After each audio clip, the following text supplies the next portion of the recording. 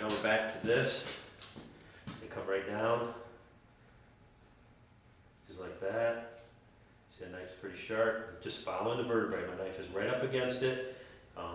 Depending on what kind of knife you're using and what size, just like filleting a fish, just use your knife up against the bone and use the bone to guide the knife. And you just cut it right down. And you really can't go too deep here because we're going to separate anyways. Alright, now I'm going to go to the other side. Start right at the top. Now I'm on the other side of the vertebrae. It says, and then just follow it. You're going down, you're putting the tip down to the ribs. You'll know when you're on the ribs because you'll feel the knife bumping over the top of them. And don't be afraid to cut. If you want to cut shallow first, make one more pass through. That's fine. That's what I do anyways. Hear that thumping?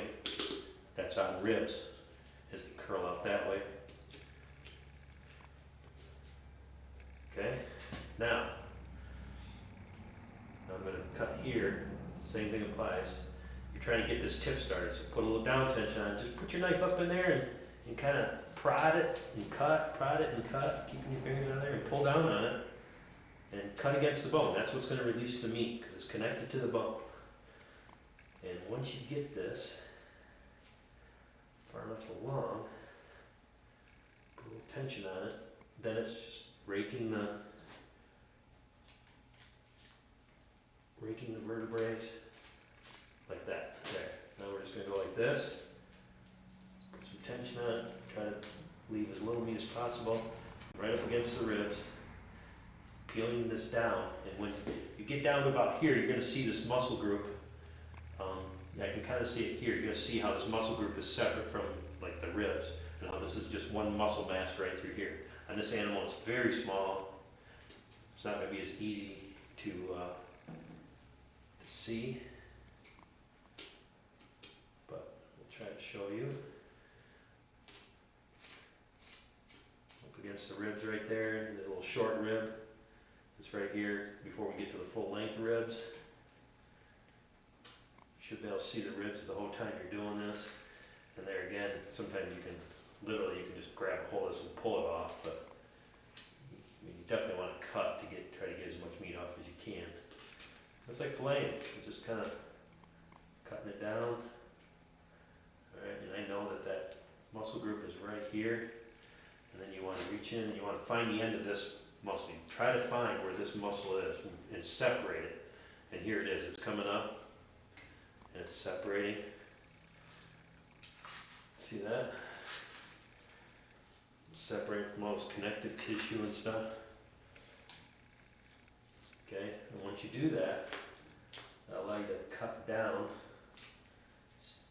And now what I do a lot of times is you can do it just like I did with the leg, is you can stick the knife straight down in and curve it, especially with a fillet knife. You know, any other knife, you can't stick it down in and really follow the pocket that's created down in there.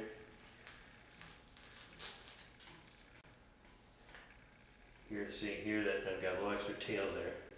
That's not part of that back strap, they call it, typically. Most people call it. But I can reach in here with the pocket, curve my knife around, and just go, keep going. And you're going to notice that all of a sudden it's just going to start getting narrower and narrower and narrower. Once you approach the shoulder's right here. Once you approach it, that thing's, on this animal, it's going to come down to just a thing, but you can, a little tiny spot. I can pull this down, and you can see how it's actually a separate muscle. I mean, I can stick my hand all the way around it, and okay, now I've got it this far, and I'm just going to go ahead and pull on it, get it ripped loose as far as I can, reach down in there. Typically, you don't have to go any farther than about here where the neck comes down to the shoulder. It's all farther you got to reach down in, and I just reach down in and I cut it. Nothing too fancy. There you go. Back strap on this animal. It's very small. It's a small animal, but this is going to be really tender. This will make your best jerky. We're going to go on to the other side. Repeat this procedure. And the one thing I want to tell you about is, everybody has shot a deer. If you're into processing your own deer, you've done it before. Where the bullet hits really determines how easy this job is. Everybody has hit them, rear legs, front shoulders. Opens up a whole nother scenario as far as how you handle the meat when you're out here. Typically, like I said, you try to get rid of all the damaged stuff out here at your quartering station. You don't want to bring that into your cutting table inside. But here, basically rib shot, quartered back. It did catch a little bit of the rear leg right here, but just not enough to matter. So we pulled this back strap off. I'm going to put it back. I'm going to repeat the procedure on this, and then we'll proceed to the front shoulders and the neck. All right, here we are. We're back. Now we're going to do the other side. I'm going to come around to this side. I am right-handed. We're just going to reach up in there. Do the best you can. Use the tip of your knife. It's using the tip of your knife and your fingers to feel where that connective tissue is holding on to where the meat's holding on to the bone and releasing it. A little bit of meat right there. Okay, there we go. It's coming away.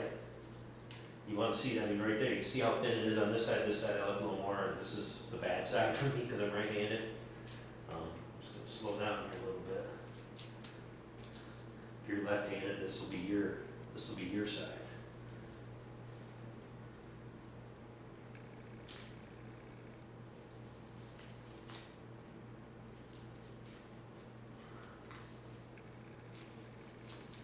Okay, here's a close-up of what we're looking at. You have the muscle group coming off right here. We're bringing the knife down through. This is where we split the deer open, and we're just peeling this muscle group right here off. We're pulling down on it and cutting in here with a knife. Just keep making like a circle pattern through here to peel this whole muscle group down. All right, now we're back at cutting this.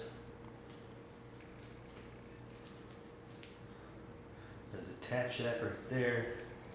Take it off this connective tissue here. You want to find this whole muscle mass. Here I'm separating it. Once you figure out how to find it, once you've done this a couple times, it's a lot easier. It's easier and easier every time you do this. All right, here's that circle technique. Point it in, follow the rib. Bring it in, follow the rib. And you can see that I'm doing a real good job here. You can literally see the bone right there. That's bone. You can see through. So if you see light through, you're getting you're getting all the meat off that you're going to get. Follow that muscle mass down.